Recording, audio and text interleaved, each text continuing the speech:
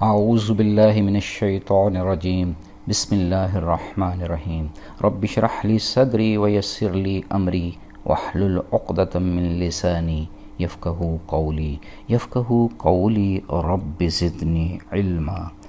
آج بات کریں گے سورہ الانعام پر، جس کو میں نے ڈیوائن یونیورسلٹی کا نام دیا ہے۔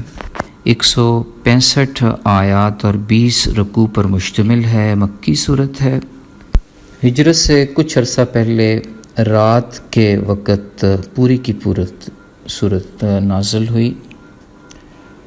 7ویں پارے میں 1 سے لے کر 110 تک آیات ہیں اور باقی کی 165 تک کی آیات 8ویں پارے میں ہے۔ الانعام کا مطلب دی کیٹل ہے۔ اس کا تذکرہ آیت نمبر 136، 138 اور 139 میں کیا گیا ہے۔ ان آیات میں اللہ کی وحدانیت کو چھوڑ کر جانوروں کو پوجنے کا تذکرہ ہے۔ اس صورت میں رب کی تخلیقی قوت پر بھی زور دیا گیا ہے، جیسا کہ فطرت کی بہت ساری نشانیوں سے ظاہر ہوتا ہے۔ یوں یہ صورت بت پرستی کی حماقتوں پر حملہ کرتی ہے۔ حضرت ابراہیم علیہ السلام کا بتوں کی پوجا کا بیانیہ حضور پاک صلی اللہ علیہ وسلم کے دین سے مماثلت رکھتا ہے۔ اسی طرح کی مماثلت حضرت موسیٰ علیہ السلام اور محمد عربی صلی اللہ علیہ وآلہ وسلم کی کتابوں کے درمیان بھی بیان کی گئی ہے۔ اس صورت میں کافروں کی قسمت کا فیصلہ ہوا ہے، جو اللہ تعالیٰ کے غضب کا باعث بنتے ہیں۔ آخرت کا بھی تذکرہ ہے، توہم پرستی پر جامع تفصیل موجود ہے۔ اس کے علاوہ ایک اسلامی معاشرے کا خد و خال بیان کیا گیا ہے۔ کل جیسا خطاب یعنی پروکلیم، ڈیکلیئر سے تقریباً 40 بار دہرایا گیا ہے۔ آیت نمبر 19 میں تو 4 بار آیا ہے، اور 45 کے قریب ایسی ہدایات ہیں جو حضور پاک صلی اللہ علیہ وآلہ وسلم اور مسلمانوں کو براہ راست دی جا رہی ہیں۔ یہ صورت نہایت خوبصورتی سے واضح کرتی ہے کہ جب افراد، اقوام اور تہذیب تکبر اور تخریب کی راہ اپنا لیتے ہیں تو وہ زوال کا شکار ہو جاتے ہیں۔ وہ لوگ اللہ کی ناراضگی کا باعث بنتے ہیں، جو دراصل جھوٹ بول کر رب کے غضب کو دعوت دیتے رہتے ہیں۔ آیت نمبر 83 سے 86 تک 18 کے قریب پیغمبروں کا تذکرہ ہے، جن کا مشن بھی اللہ کی وحدانیت کا پرچار تھا۔ اس کے ساتھ ساتھ 6 قدیم سلطنتوں کے زوال کی داستان بھی ہے، جس میں ہمارے لیے بہت بڑا سبق ہے۔ اسی طرح آیت نمبر 151 سے 153 تک 10 بڑی اہم کمانڈمنٹس ہیں، جو ہر کسی کو اللہ رب العزت کا احساس دلانے کی ترغیب دیتی ہیں۔ اللہ رب العزت کی تعریف میں ارشاد ہے کہ وہ تمام کائناتوں اور زمینوں کا رب ہے۔ وہ ہماری خفیہ اور ظاہر باتیں جانتا ہے۔ اس نے اپنے اوپر رحم کو لازم کر لیا ہے۔ اس کا ہر کلام سچائی پر مبنی ہے۔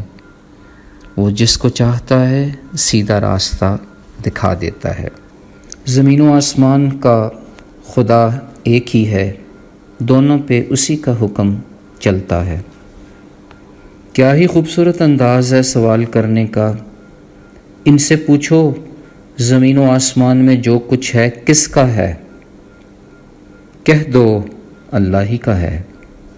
ایسا سوال جس کا انکار کرنے کی گنجائش نہ ہو مخاطب کے لیے، اور سوال کسی اہم نکتے کی طرف توجہ دلا رہا ہو۔ خود دیا گیا جواب کتنا شائستہ ہے، جو جواب دینے والا ہرگز نہیں دے سکتا۔ جو کچھ ہے اس نے اپنے اوپر رحمت کو لازم کر لیا ہے۔ جیسا کہ ایک بڑی خوبصورت حدیث ہے کہ جب اللہ رب العزت نے مخلوق پیدا کی تو ایک کتاب میں جو اللہ کے پاس عرش کے اوپر موجود ہے یہ بات لکھ لی کہ میری رحمت میرے غصہ پر غالب رہے گی۔ یوں یہ صورت ایک اظہار تشکر بھی ہے، کیونکہ اللہ تعالی حق کے راستے پر آنے کے لیے مہلت فراہم کرتے ہیں۔ اللہ اپنے بندوں پر مہربان ہے۔ توبہ کے دروازے اس وقت تک کھلے رکھے جاتے ہیں جب تک کہ انسان خود اپنی ہٹ دھرمی سے اپنے اوپر وہ دروازے بند نہ کر لے۔ اس صورت میں تمام کے تمام حقائق انسانی فطرت اور عقل کے مطابق پیش کیے گئے ہیں۔ ان میں دعوت کا پہلو ہے۔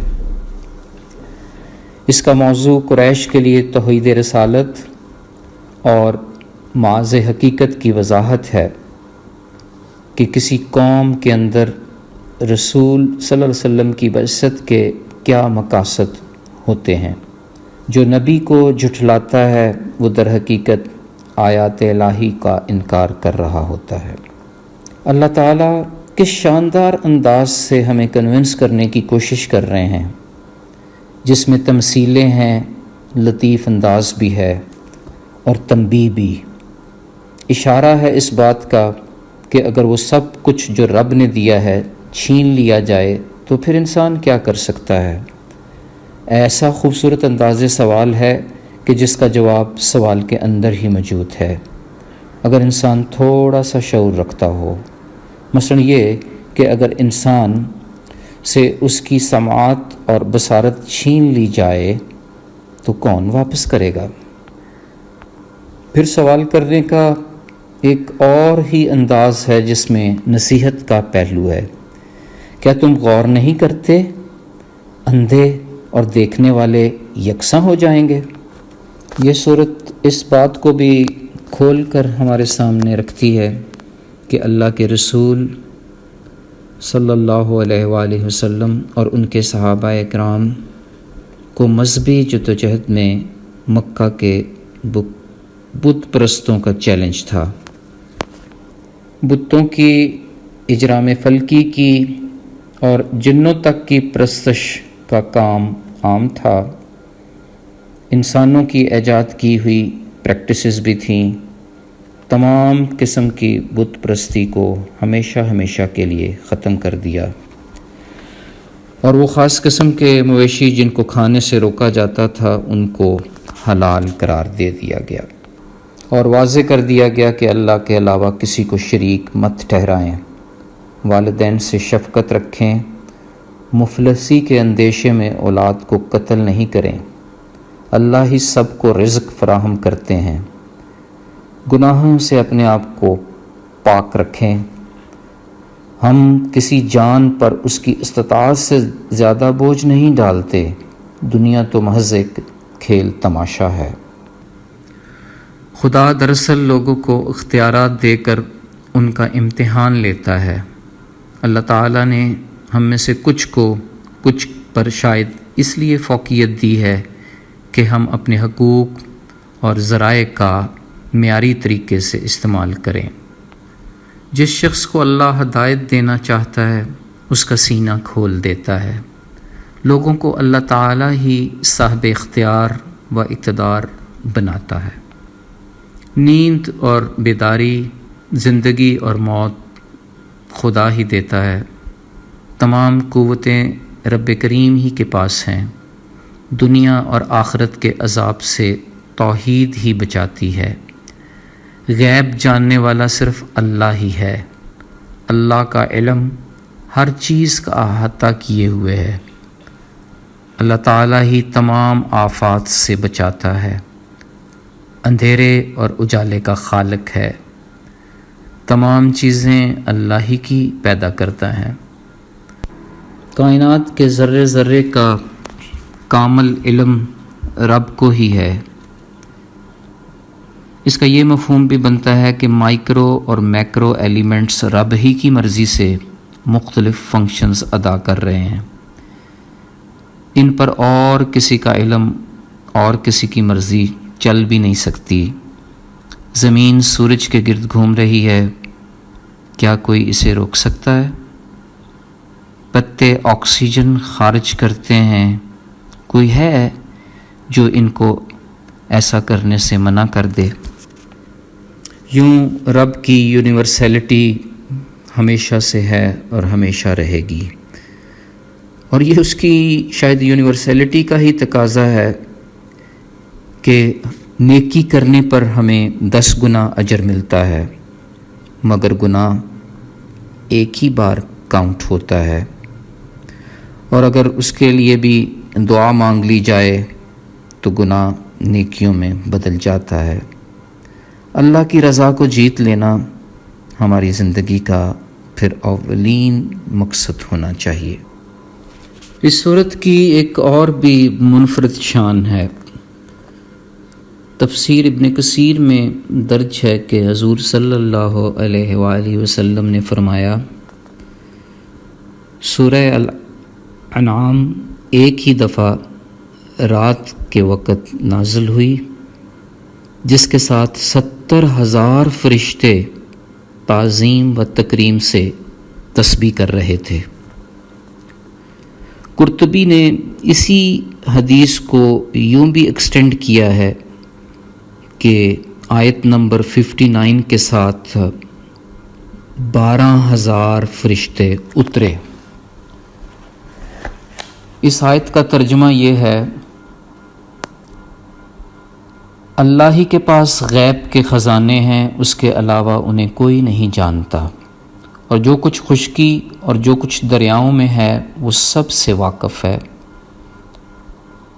کوئی پتا زمین پر نہیں گرتا مگر وہ اس کو بھی جانتا ہے، اور کوئی دانہ زمین کے تاریک حصوں میں نہیں جس سے وہ باخبر نہ ہو، اور نہ کوئی تر اور نہ کوئی خشک چیز گرتی ہے مگر وہ سب کتاب مبین میں تحریر ہے۔